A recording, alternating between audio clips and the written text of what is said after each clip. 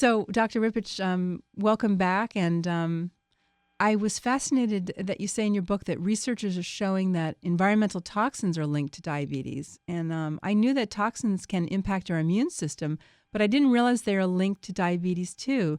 So tell us, which are some of the worst offenders? Well, some of the toxins that are most severe are those things that are actually right around in our homes.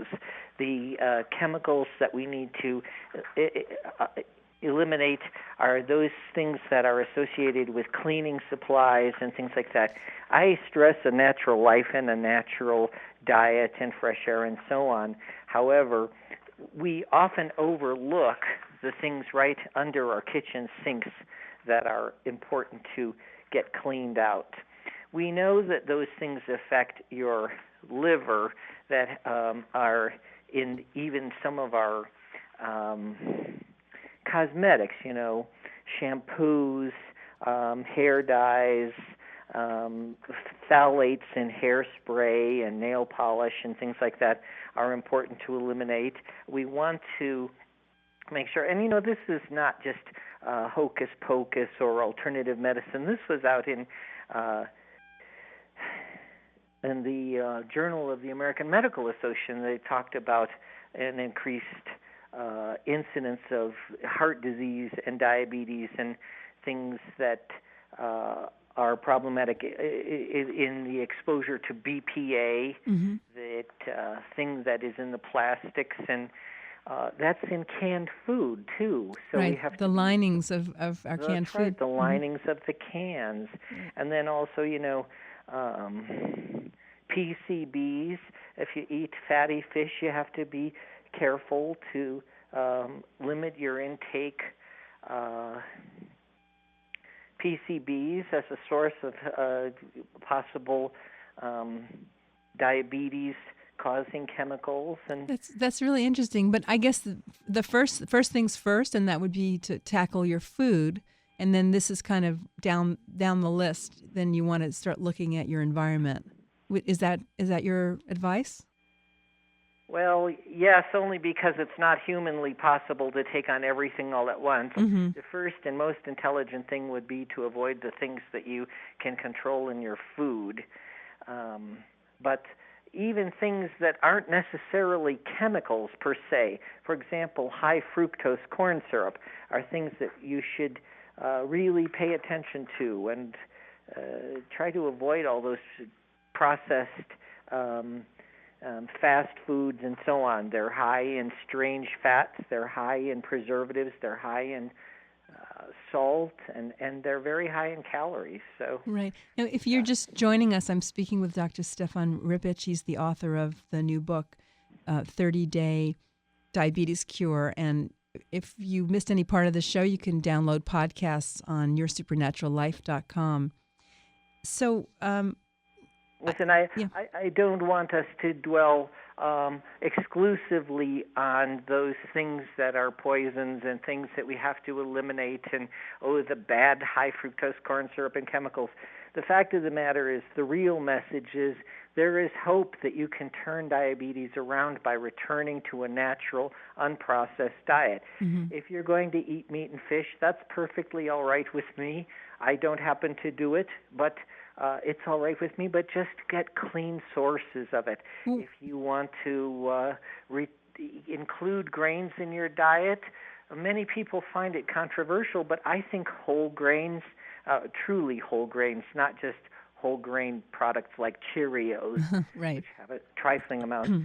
I think it's a good thing. There's this, if I'm going to recommend one food, I would consider increasing your intake of beans and fiber. There's water-soluble and insoluble fiber in beans, and they give you this enormous sense of fullness, but they also seem to prevent the blood sugar spike after eating. So you should include those in your meal. That's and great.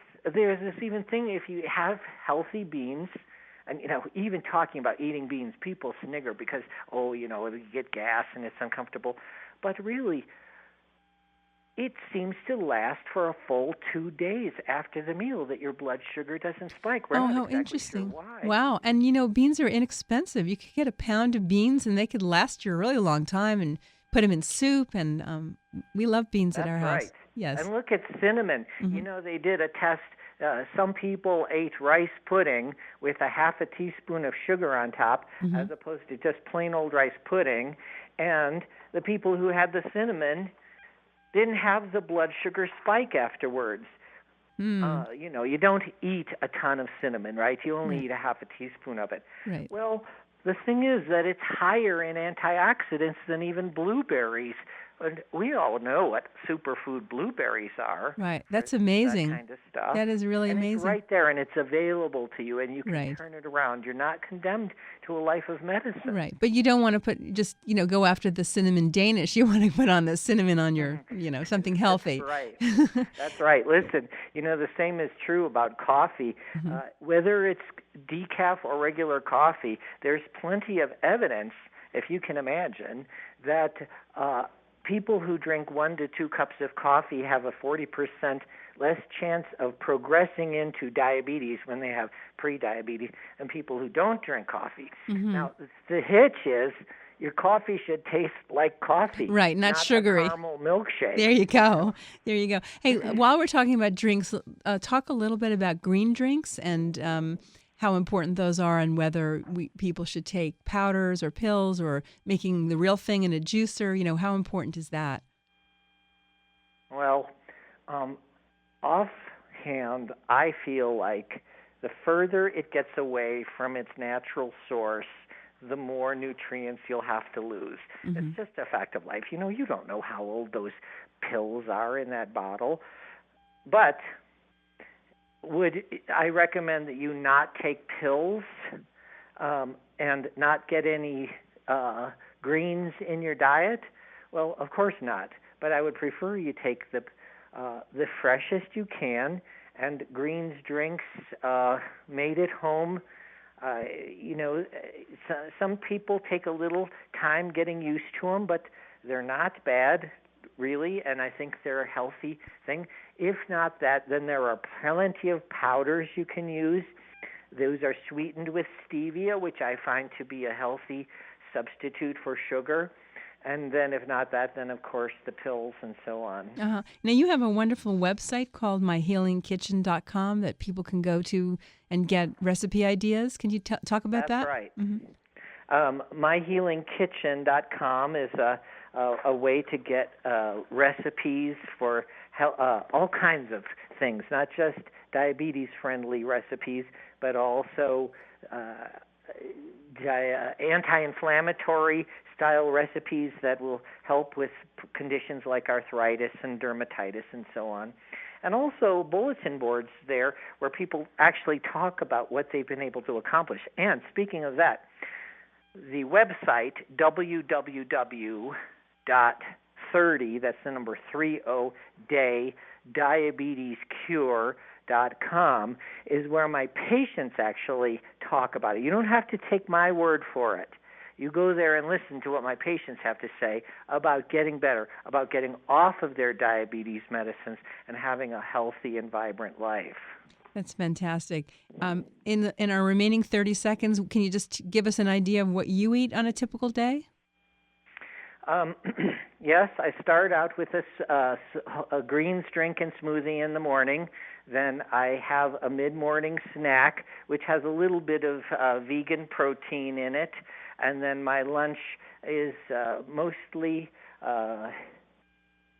natural lunch without any meat at this time.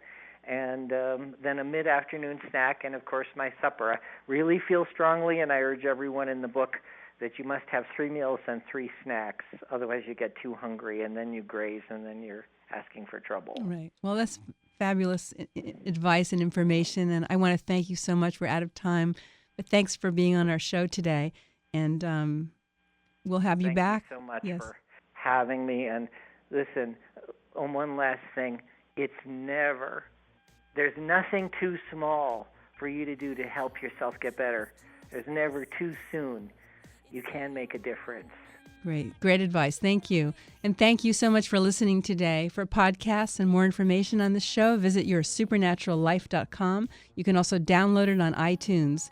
If you'd like more information about transforming your home into a safe haven, read my book, Supernatural Home, which was endorsed by Deepak Chopra, John Gray, Dr. Joseph Mercola, and many others. You can find it on Amazon or on my website, supernaturalmom.com.